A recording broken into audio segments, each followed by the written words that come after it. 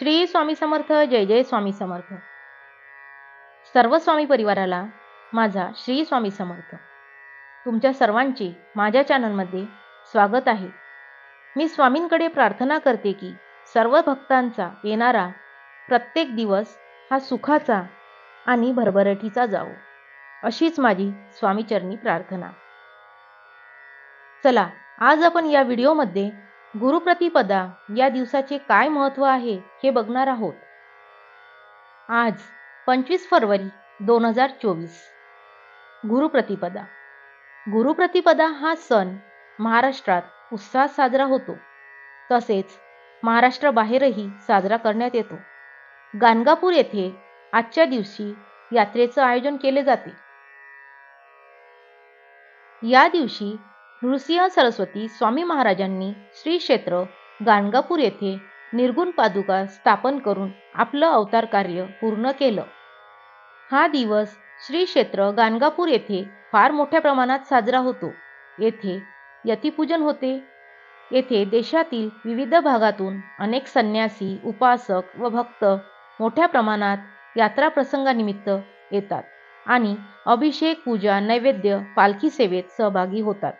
भगवान श्री नृसिंह सरस्वती स्वामी महाराजांनी कृष्णा तीरावरील श्री क्षेत्र औदुंबर येथे एक चातुर्मास वास्तव्य झाल्यावर आपल्या विमल पादुका स्थापन करून वाडीला गमन केले होते. भगवान श्री नृसिंह सरस्वती स्वामी श्री क्षेत्र नृसिंहवाडी येथे 12 वर्षे राहिले. तेथून त्यांनी अश्विन कृष्ण द्वादशी श्री गुरुद्वादशीच्या मुहूर्तावर आपल्या मनोहर पादुका स्थापन करून गाणगापूरकडे प्रयाण केले. गाणगापूर येथे 24 वर्षे वास्तव्य करून आजच्या म्हणजेच गुरुप्रतिपदा या पावन तिथीला आपल्या निर्गुण पादुका स्थापन करून ते लौकिक अर्थाने श्री शैल्य मल्लिकार्जुन क्षेत्री जाऊन अदृश्य झाले.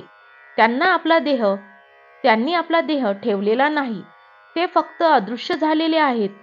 हा एक दुर्मिळ योगच म्हणावा लागेल. या स्मरणार्थ गाणगापूर येथे भव्य यात्रा आयोजित केली जाते. गाणगापूर आणि आसपासच्या भागातले भाविक मोठ्या उत्साहाने या यात्रेत सहभागी होतात. आता आपण बघितली आजच्या दिवसाचे महत्त्व काय होते, म्हणजेच गुरुप्रतिपदेचं महत्त्व काय होते. आता आपण जाणून घेऊया नृसिंह सरस्वतींचा जन्म आणि त्यांचे अवतार कार्य. अकोला जिल्ह्यातील लाडकारंजे या गावी अंबाभवानी आणि माधव यांच्या पोटी नृसिंह सरस्वतींनी जन्म घेतला. गुरुचरित्रात त्यांचे चरित्र वर्णन केलेले आहे. त्यांचे मूळ नाव शालग्राम देव माधव काळे, परंतु त्यांना नरहरी नावानेच ओळखले जाई. वयाच्या 7 वर्षापर्यंत ते बोलत नसत. उपनयन संस्कारावेळी त्यांनी आई अंबाभवानीकडे वेदवाणीचा उच्चार करून भिक्षा मागितली. त्यानंतर ते बोलू लागले. वयाच्या 8व्या वर्षी माता पित्यांचा आशीर्वाद घेऊन ते बद्री केदारला गेले. वाटेत काशी मुक्कामी त्यांची गाठ कृष्ण सरस्वती या वृद्ध संन्यासाशी पडली. कृष्ण सरस्वतींनी नरहरीला मठ परंपरेप्रमाणे संन्यास दीक्षा दिली. उत्तरेत शिक्षण पूर्ण केल्यावर ते दक्षिणेस प्रथम कारंजे येथे आले. माता पित्यांना भेटले. त्यानंतर ते त्र्यंबकेश्वर, नंतर नाशिक, परळी, वैजनाथ, औदुंबर आणि अमरापूर या गावी राहिले. अमरापूर हे गाव कृष्णा पंचगंगा नदीच्या संगमावर आहे.